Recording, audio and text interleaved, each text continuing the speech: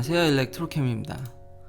오늘은 제목 그대로 테슬라가 공짜로 FSD를 제공을 합니다. 물론 당연히 모든 오너한테 다 공짜로 푸는 건 아니고요. 당연히 또 기간 한정이긴 합니다. 지난번에도 이런 이벤트를 사실 지금도 유효한 것 같습니다. 먼저 이제 시작한 이벤트가 올해 말까지 이제 테슬라 차량을 구매하게 되면은 공짜 슈퍼차저를 제공합니다. 근데 이제 내년은 안 되고요. 이제 올해 안에 구매를 하시면 1년 동안 공짜 슈퍼차저를 주는데, 그와 더불어 이제 연말에 그 50만 대를 반드시 달성하기 위해서 이제는 FSD마저도 한정적으로, 그러니까 한 3개월 정도 공짜로 제공을 합니다. 이제는 확실히 알 수 있는데요. 그러니까 지난번에 이 슈퍼차저를 공짜로 이렇게 껴서 주는 걸 보면서 이 차가 그래도 좀 주춤한가라는 생각을 했는데 지금 전혀 그래 보이진 않죠. 거기다가 이미 미리 올해 과연 테슬라가 몇 대를 인도할지 궁금해하는 사람들이 굉장히 많습니다. 그래서 미리 이런 유럽이라든지 거기 이제 매달 이제 차량이 등록되는 정도가 어느 정도 대충은 추산되니까요.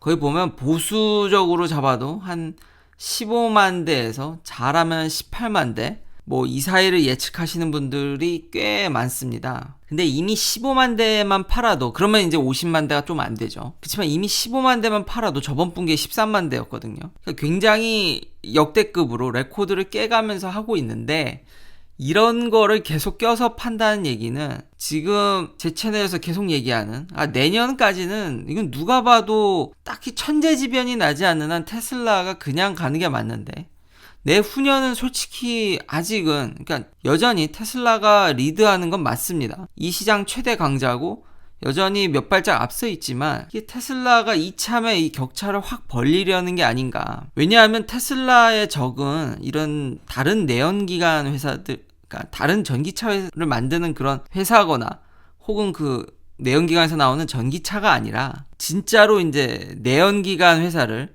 이제 적으로 생각을 하기 때문에 이런 공격적인 프로모션을 하는 것 같습니다. 실제 충분히 인기가 있고 충분히 잘 팔리는데도 이런 상품을 이렇게 껴서 파는 걸 보면은, 예전에 일론 머스크가 트위터에도 밝혔듯이 적은 내 경쟁 상대는 내연기관이다. 아직 전기차 판매량이 그렇게 내연기관 대비 그렇게 많진 않기 때문에 이참에 경쟁사와의 격차도 벌리고 내연기관을 적으로 상정한다면, 경쟁자로 상정을 한다면 뭐 이런 공격적인 프로모션이 충분히 이해가 되긴 합니다. 혹시 이제 전기차가 좀 충분히 고려하시는 분들이라면 이번 기회에 좀 더, 특히 미국에 계신 분들은 조금 당겨서 사는 것도 나쁘진 않을 것 같습니다. 그리고 이 테슬라의 이제 딜리버리를 이야기를 하다 보니 테슬라가 내년쯤에 인도에서도 이제 데뷔를 할 것 같습니다.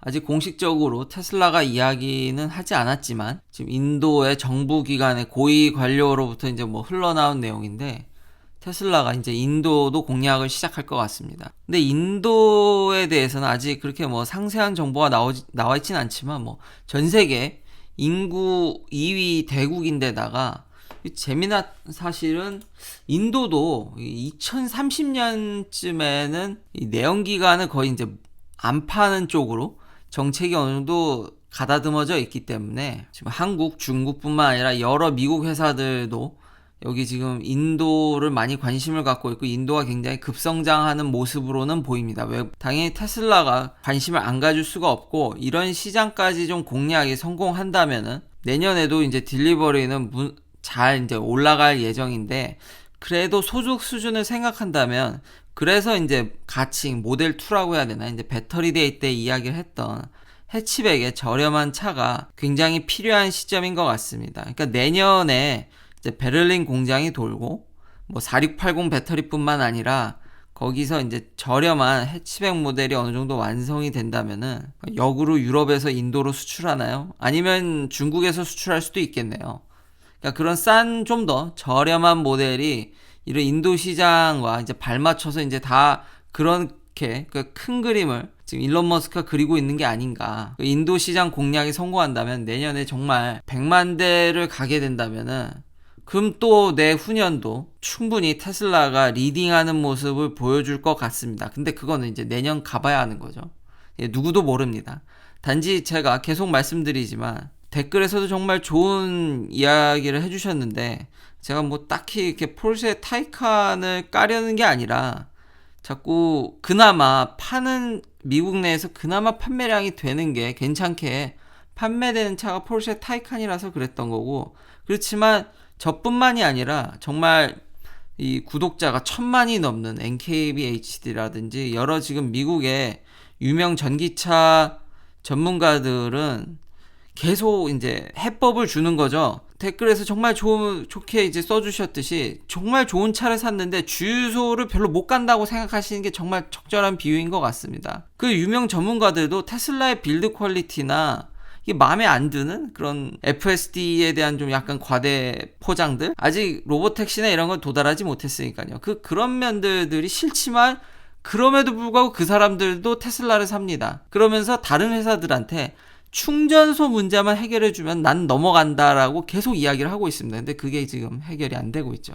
그래서 그러니까 가장 첫 번째 충전소 문제가 안 되기 때문에 내년에도 테슬라라고 생각이 되는 겁니다. 그와 더불어 이제 FSD가 약간 좀 뻥튀겨 좀 이렇게 좀 과대 포장되어 있지만 라이드쉐어라든지 이런 시장들도 인도에서 굉장히 커질 것으로 보여지기 때문에 뭐 테슬라가 당연히 관심을 갖고 그런 면들이 좀 더 테슬라 성장에 도움이 될 것으로 보입니다. 이제 FSD 얘기를 하니까 지금 테슬라의 FSD 베타가 날이 갈수록 발전되고 있는데요.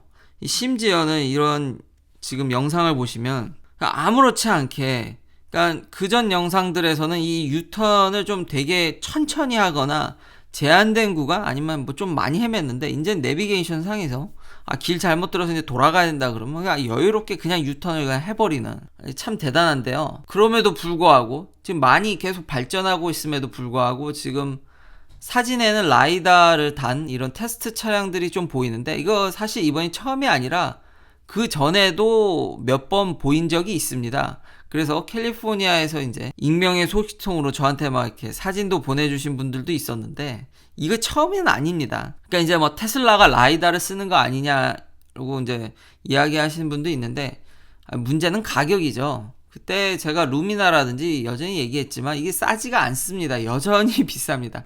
여전히 쓰기에는, 자동차 회사들이 쓰기에는 부담이 큽니다. 뭐 물론 이제 내연기관 차들도 라이다를 조금씩 이제 적용하기 시작했는데 그건 진짜 제한적인 거고요. 이렇게 자율주행적인 측면에서 쓰기에는 가격이 만만치 않습니다.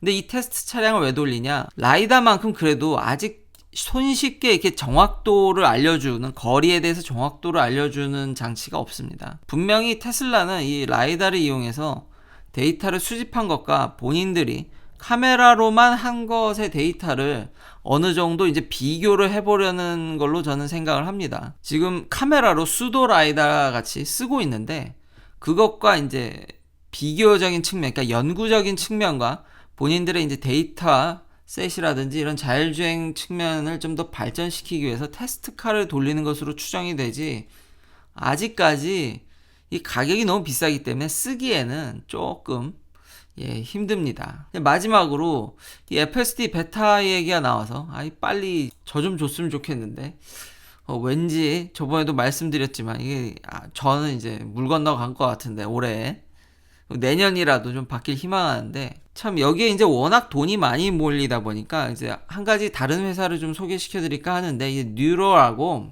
자율주행 차를 이용해서 지금 사진에 보시는 바와 같이 이제 배달을 하는 차입니다. 자율주행으로. 근데 이런 차들이 성공을 할까? 그러니까 이 차는 사실 개발이 거의 이미 끝났습니다. 근데 이 회사가 뭘 고민했었냐면, 지금 보시면 사람이 지금 늦는 거죠. 그러니까 배달은 하는데 사실 집 앞까지 이렇게 가는 건 아닙니다. 그러니까 어느 일정 포인트에 가면 그걸 이제 오더한 사람이, 주문한 사람이 가서 이제 열리면 그걸 맞게끔 꺼낸다든지, 그러니까 약간은 좀 사람이 도와줘야 되는, 휴먼 인게이지먼트가 들어가는 그런 배달 방식이라고 할 수 있겠습니다. 이게 지금 라스트 터치가 조금 부족한데, 그러니까 집 앞까지 로봇이 막 이렇게 배달해 준다든지 이러면 참 좋을 텐데, 거기까지는 아닌데, 그래도 나름의 이제 내부적으로 사업성을 조사했을 때 이 정도만 해도 의미가 있다고 좀 판단한 것 같습니다. 그러니까 코로나가 우리 삶을 좀 많이 바꿨다고 할 수도 있겠죠.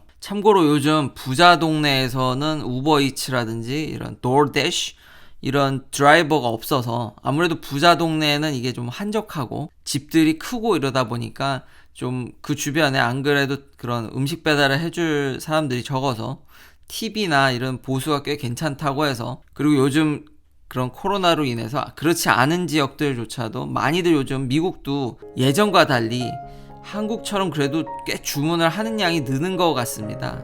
그래서 요 시장이 좀 커지는 영향? 그런 것도 좀 고려되다 보니까 이 뉴러가 벌써 내년이면은 이런 그래도 서비스를 지금 배달 서비스를 좀 진행할 듯 보입니다. 그러니까 생각외로 이런 기술적인 발전 그리고 코로나로 인한 우리의 삶의 전환 이런 것들로 인해서 일단 내년에는 어떻게 해서든지 좀 더 우리가 손쉽게 이런 무인 자동차를 좀 볼 수 있을 것 같습니다. 긴 영상 시청해 주셔서 감사합니다. 내일도 테슬라 관련 이야기들로 찾아뵙겠습니다.